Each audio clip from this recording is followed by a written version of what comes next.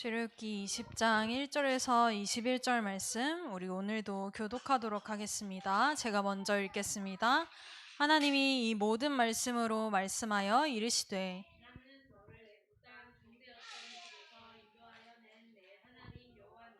너는 나 외에는 다른 신들을 내게 두지 말라.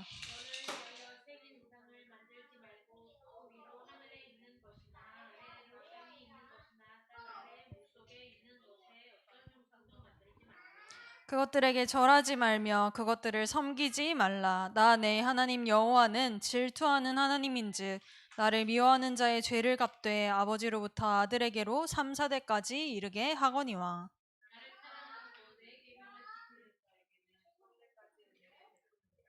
너는 내 하나님 여호와의 이름을 망령되게 부르지 말라. 여호와는 그의 이름을 망령되게 부르는 자를 죄 없다 하지 아니하리라.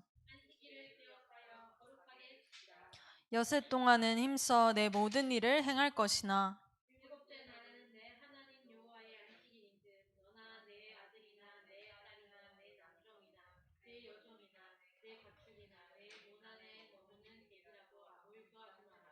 이는 엿새 동안에 나 여호와가 하늘과 땅과 바다와 그 가운데 모든 것을 만들고 일곱째 날에 쉬었음이라. 그러므로 나 여호와가 안식일을 복되게 하여 그날을 거룩하게 하였느니라.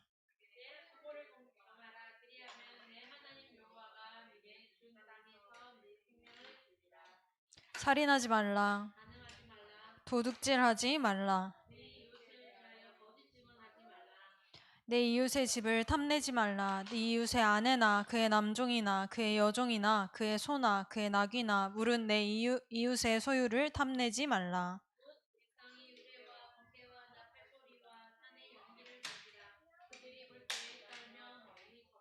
모세에게 이르되 당신이 우리에게 말씀하소서 우리가 들으리이다. 하나님이 우리에게 말씀하시지 말게 하소서 우리가 죽을까 하나이다.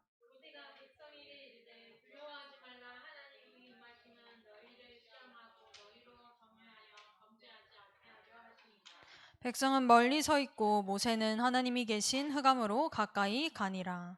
아멘. 오늘 우리에게 주시는 말씀의 제목은 광야 생활에 주신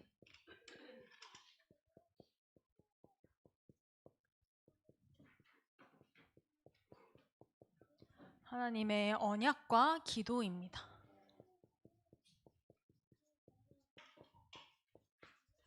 우리가 오늘 읽은 본문 말씀 출애굽기 20장 1절에서 21절의 말씀을 가지고 또 우리 한 주간 살아가야 될 텐데요. 사단의 목표가 있습니다. 사단의 목표. 사단의 목표가 무엇이냐? 요한복음 10장 10절에 도둑이 오는 것은 도둑질하고 죽이고 멸망시키려는 것뿐이요. 곧 사단의 목적은 인간을 멸망시키는 데 있습니다. 또 디모데전서 6장 9절에 보시면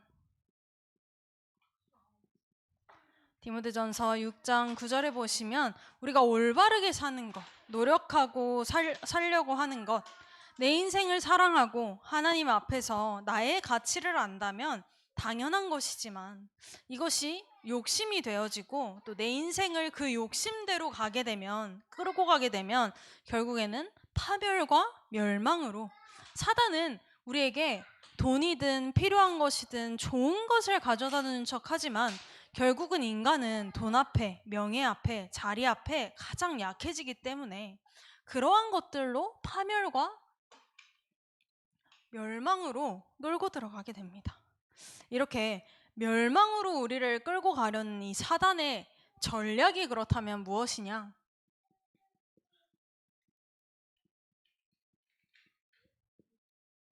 우리를 멸망으로 끌고 들어가는 사단의 전략이 있는데 그 첫 번째가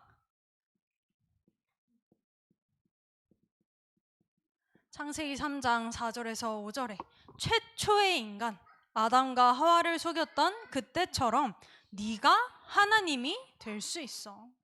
하나님과 같아지는 거야. 그때부터 우리에게 들어온 메시지가 뭐냐? 너만 생각해. 네 마음을 돌봐야지. 네가 최고야. 그래서 내 생각대로, 내 계획대로, 내 주장대로 하고 살게 하죠. 전부 나를 위한 내 중심으로 살게 하는 것이 가장 첫 번째 전략이었습니다. 그런데 우리 지난주 말씀에서 들었고 보았던 것처럼 제1계명은 하나님과 나와의 관계를 말하고 있습니다. 가장 첫 번째로 사단의 1전략이 무엇이었냐? 그 관계를 어긋나게 만들어버리는 거. 하나님 중심이 아니라 나 중심으로 네가 중요해. 당연히 우리는 중요하죠. 내 생각 필요하죠. 그걸 하지 마라. 그건 무조건 나쁜 거다 차원이 아니라 사단의 전략이 뭐였냐? 멸망이라는 목표를 가지고 사단이 갖고 있는 우리를 속이는 전략이 제일 첫 번째가 그 하나님과 나와의 관계를 틀어버리는. 그래서 내 생각대로, 내 계획대로, 내 주장대로 하고 살 수밖에 없도록. 그리고 이 일이 지금도 계속되고 있습니다. 그리고 두 번째 전략이 무엇이냐? 창세기 6장 4절에서 5절에 하나님의 아들들이 사람의 딸들이 눈에 보기에 좋은 것대로 사람의 딸들을 맞아들였다라고 나와 있는데, 이 말은요, 종족이 다른 민족이 서로 결혼을 했다, 또 하나님의 아들들이 하나님을 믿지 않는 불신자들과 결혼을 했다, 여러 해석이 되겠지만, 이 말은 하나님의 자녀가 하나님을 떠나자 뭐만 어두워졌습니까? 영이 어두워졌습니다. 영의 눈이 어두워지고 영이 죽은 상태에 이르니 뭐만 남았냐? 육신의 눈이 밝아지고, 육의 눈이 밝아져 모든 눈에 보이는 것이 나 중심, 그리고 육신적으로 보기에 좋은 것, 요 기준이 되어버린 것입니다. 육신 중심의 삶이 되어져 버린. 사단의 두 번째 전략은 무엇이냐? 눈에 보이는 것대로, 그것이 가장 원하고 필요하고 그것만을 쫓으면서 살도록 완전히 육신에 잡혀버린 모든 기준이 그렇게 된 것입니다. 하나님을 떠난 인간을 사단의 영이 사로잡아 버린 것입니다. 인간은 혼자 살 수 없는 존재입니다. 이 말은 누군가와 같이 살아야 된다라는 게 아니라 하나님과 함께하는 존재로 지음받았기 때문에 본능적으로 절대자를 찾기 마련입니다. 그런 하나님 떠난 인간을, 그 영을 누가 잡았냐? 사단이 잡아버린 것입니다. 그러니까 그 눈은, 그 육신에만 밝아진 눈은 죄를 짓고 범죄하고 영의 것은 하나도 보지 못하는 육신 중심이 될 수밖에 없는 겁니다. 사단은 멸망이라는 목표를 가지고 지금 우리를 그의 전략을 갖고 이런 식으로 속이고 있는데, 세 번째로 창세기 11장 1절에서 8절에 보시면 바벨탑 사건이 나옵니다. 이게 나랑 무슨 상관이냐? 이것도 지금 상관없어 보이거든요. 에덴 동산 아담과 하와 가장 최초의 인류잖아요. 근데 그게 지금도 계속되고 있다는 겁니다. 또 네피림 시대에 완전히 영의 눈은 어두워지고 육의 눈만 밝아진 이 상태로 우리는 살아간다는 것입니다. 또 바벨탑 사건, 이렇게 영의 눈은 어두워지고 육의 눈만 밝아진 사람들이 완전히 이 하나님을 모르게 된 상태로 담합을 하게 됐는데, 무엇으로 담합을 했냐? 하나님을 대적하는 것으로. 하나님의 자리에 내가 오르고자, 그래서 우리가 이 탑을 꼭대기까지 쌓아서 저 하늘에 닿아보고자, 결국 사단은 어떻게 만든 겁니까? 하나님과 함께해야 하는 인간을 하나님을 대적하도록 뭐가 잘못됐는지조차 모르는 상태에 이르게 된 것입니다. 하나님의 자녀고 하나님과 함께해야 하는 인간이 하나님을 대적하는 존재가 되어버렸습니다. 여기에 전부 하나가 되어 우리가 저 하늘에 닿아보자 하나가 된 것입니다. 그러니까 영이 있기 때문에 본능적으로요, 사도행전 13장 6절에서 12절에 보시면 우리의 영은 존재하기 때문에 본능적으로 막 찾아다닙니다. 나와 함께하던 하나님, 그분을 모르기 때문에 하나님을 만날 수도 없고 우리가 찾아갈 수 없습니다. 그래서 하나님의 유일한 방법, 예수 그리스도를 일방적으로 보내주신 거죠. 근데 우리는 찾을 수 없기 때문에 그 절대자가 있을 거라고 믿고 막 찾아다니는 겁니다. 인간 나름대로. 또 사도행전 16장 16절에서 18절의 말씀. 귀신에게 잡힌 줄도 모르고 내가 그 미래를 거기에다가 걸고 묻고 다닙니다. 너희 아비 마귀 거기에 물어보고 살아야 하는 인생이 돼버린 겁니다. 사도행전 19장 13절에서 20절의 말씀. 전부 이 세 가지가요, 우상, 점술, 굿, 마술사, 귀신에 잡힌 종, 이런 내용들이거든요. 무엇이냐? 하나님 떠난 인간은 사단의 종노릇할 수밖에 없고 그 잡힌 사람들에게 가서 돈을 주고 물어보고 사는 인생이 됐다는 겁니다. 그런데 그걸 봤더니 결국엔 귀신들이 장난질하는 겁니다. 오늘도 말씀에서 나왔듯이 귀신은 우리 조상이 죽어서 오신 것이 아닙니다. 귀신은 하나님을 대적하고자, 하나님보다 높아지고자, 하나님 자리에 올라보고자 우리를 속인 것과 똑같죠. 사단의 속성이 이렇다는 겁니다. 그 사단은 본래 천사였습니다. 찬양을 담당하는, 하나님을 높이던 천사가 하나님을 대적하는 그때에 하나님께 이 땅으로 떨어진 바 됐습니다.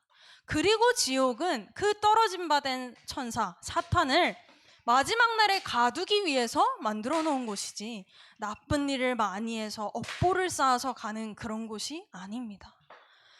그리고 우리가 이 땅을 살면서 우리는 덕을 쌓는다 생각하고 우리는 조상을 기린다라고 생각하지만 유교 사상이 그렇잖아요. 근데 그것이 사실은 저주 속에 더 들어가는 꼴이 돼버리는 거죠. 사단의 손에 꽉 잡혀서 끌려 들어갈 수밖에 없는 겁니다. 이것이 바로 불신자들은 이거 안 하잖아요. 큰일 납니다. 불신자들은 이거 안 하잖아요. 흔히 이렇게 말하죠. 화를 당합니다. 왜냐? 너희 아비 마귀의 상태이기 때문에. 마귀의 자녀, 사실 자녀라는 개념이 없습니다. 마귀의 자녀는 곧 사단의 종노릇하는 인생이라는 겁니다. 뭔가 다 가져다 주는 것처럼, 나를 위한 것처럼, 필요한 것을 가져다 주는 것처럼 보이지만 그 끝은, 목적은 무엇이냐? 인간을 멸망시키기 위한, 그 결국은 멸망인 것입니다. 그래서 절대자를 우리가 본능적으로 찾아보려다가 이 종교 저 종교, 이 신 저 신 다 믿어봅니다.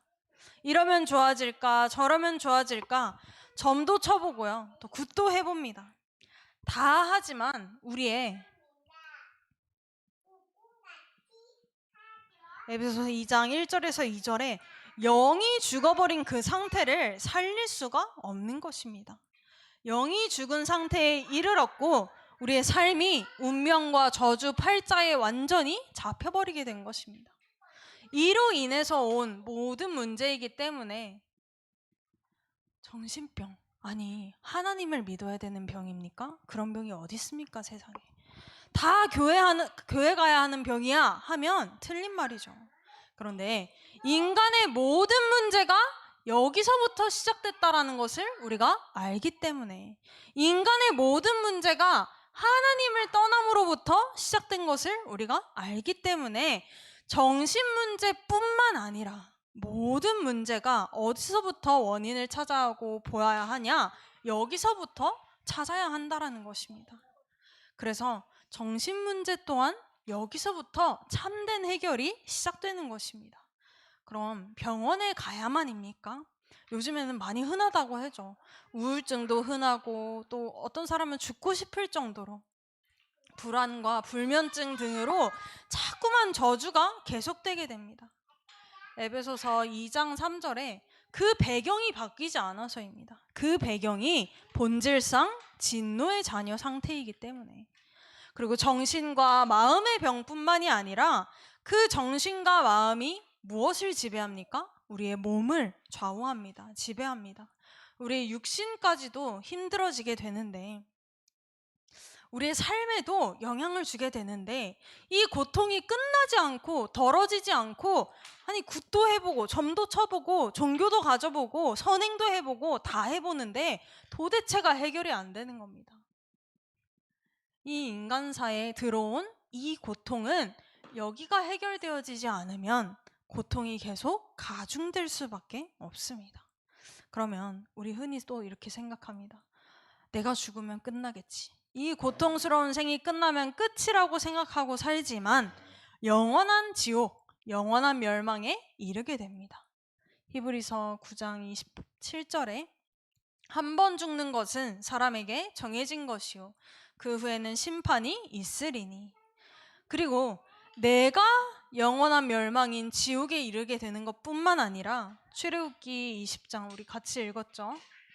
4절에서 5절에 우상 숭배했던 그 모든 조상의 죄, 나에게 이르렀던 마지막까지도 지옥에 이르게 되는 영원한 멸망에 이르게 되는 요 사단의 전략이 누구에게까지 가냐? 내 후대에게까지 반복된다라는 것입니다. 출애굽기 20장 4절 5절에 3, 4대까지 내가 그동안 왜 원인인지 모르고 알지 못하고 나도 당했던 그 운명과 사주와 팔자에 내 자녀와 후손까지도 잡혀서 그 속에서 태어나서 그 속에서 살다가 영원한 멸망을 똑같이 반복하고 살게 되는 것입니다. 이것이 바로 사단의 전략입니다. 이것이 바로 사단이 우리를 멸망으로 끌고 들어가는 방법입니다. 그러나 하나님은 이 운명을 바꾸는 길을 우리에게 주셨습니다. 이 운명을 바꾸는 비밀을 우리에게 주신 것입니다.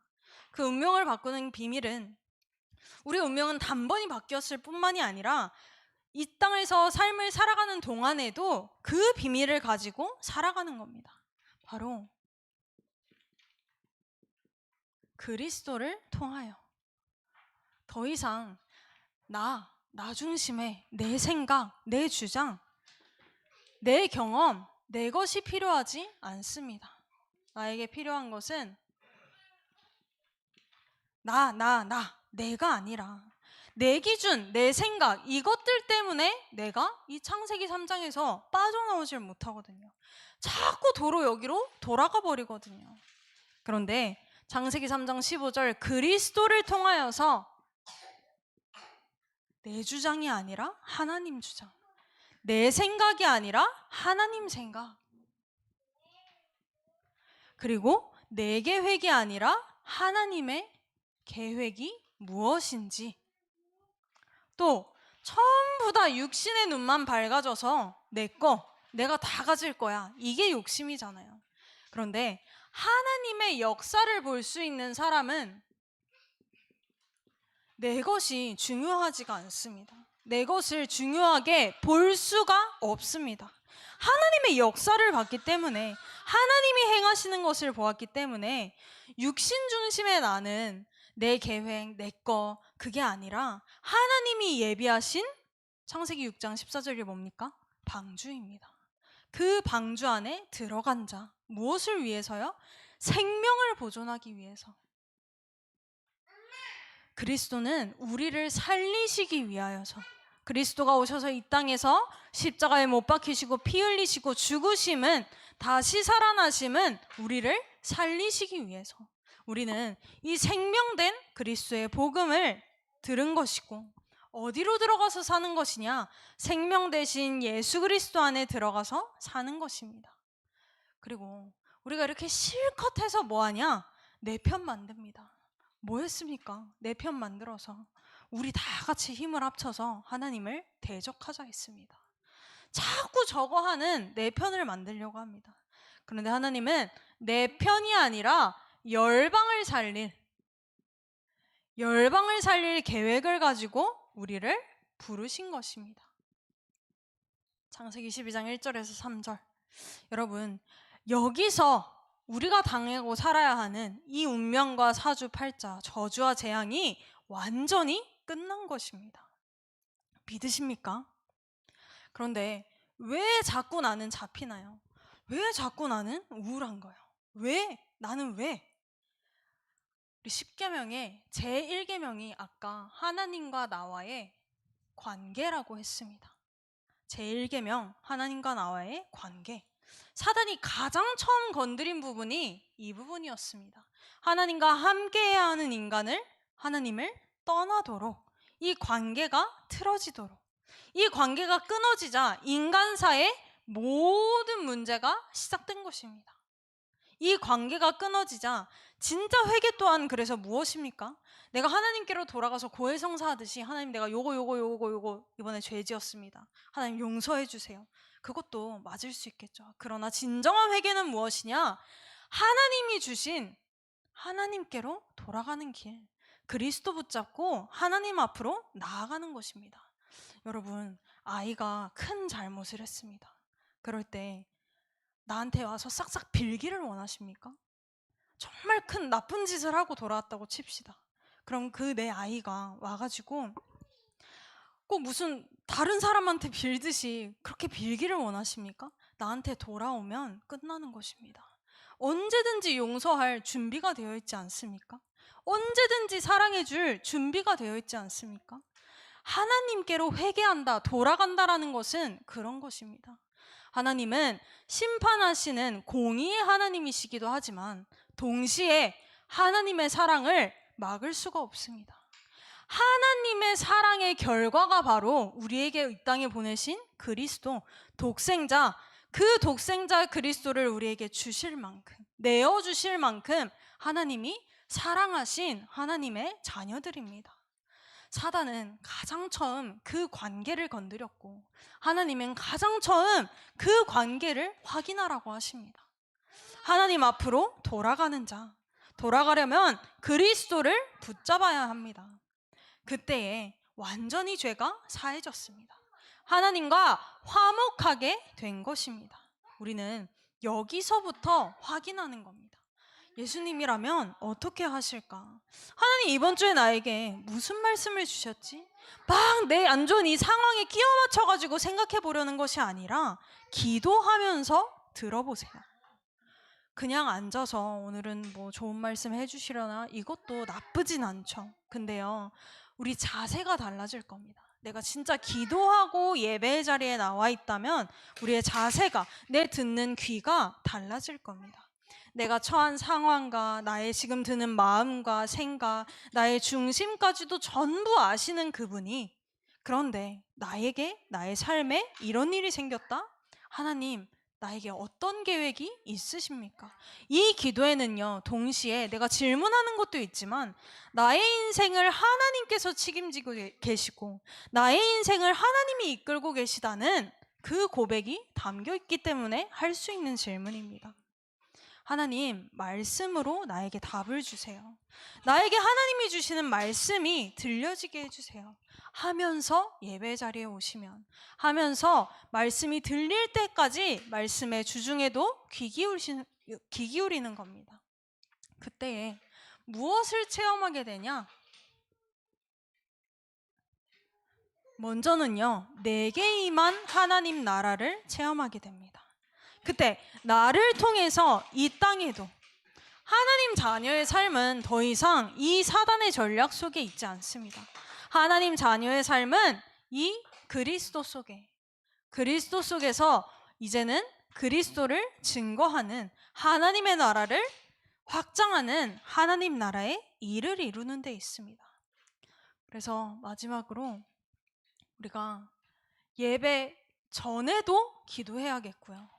아까도 말씀드렸죠. 예배에 나오기 전에 예배 자리에 나와서 준비하셔야 합니다. 나의 자세가 달라집니다. 영적인 분위기가 전환이 됩니다. 내가 영향을 받고 있는 그 영적인 분위기가 전환이 됩니다. 나의 영적인 상태가 준비되어지게 됩니다. 기도하시고 예배 드리시는 겁니다. 기도하면서 예배 중에도 영적 싸움 하시는 겁니다. 기도하면서 그 하나님께서 보좌에서 내리실 그 능력을 구하면서 누리면서 예배하시는 겁니다. 또 예배 후에도요, 말씀 붙잡고 응답받을 기도를 하시는 겁니다. 예배 드리기 전에 진짜 기도하는 겁니다. 지금 예배하면서 엄마는 뒤통수에도 눈이 달렸다고 하더라고요. 그러면 눈을 4개 갖고 계신 거잖아요. 근데 4개를 다 진짜 안 될수록 더 집중하셔야 합니다. 예배하고 나면요, 온 진이 다 빠질 수 있어요. 근데 그걸 자꾸 안 하고 내가 자꾸 집중을 빼앗기고 하잖아요. 사단에게 자꾸 우리 가문의 통로를 내어주게 됩니다. 내 현장의 문을 활짝활짝 열어주는 격이 돼버립니다.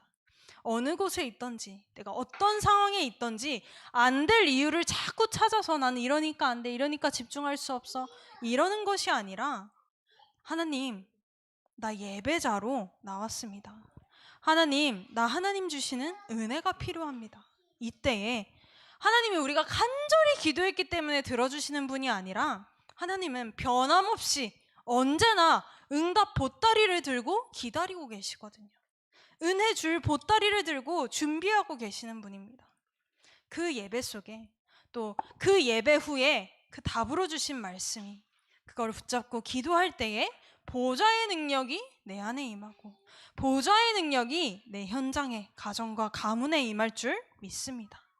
한 주간도 우리 모든 태영아 부모님들, 랩런트들 이렇게 성공된 언약의 여정을 가시기를 기도합니다. 기도하겠습니다.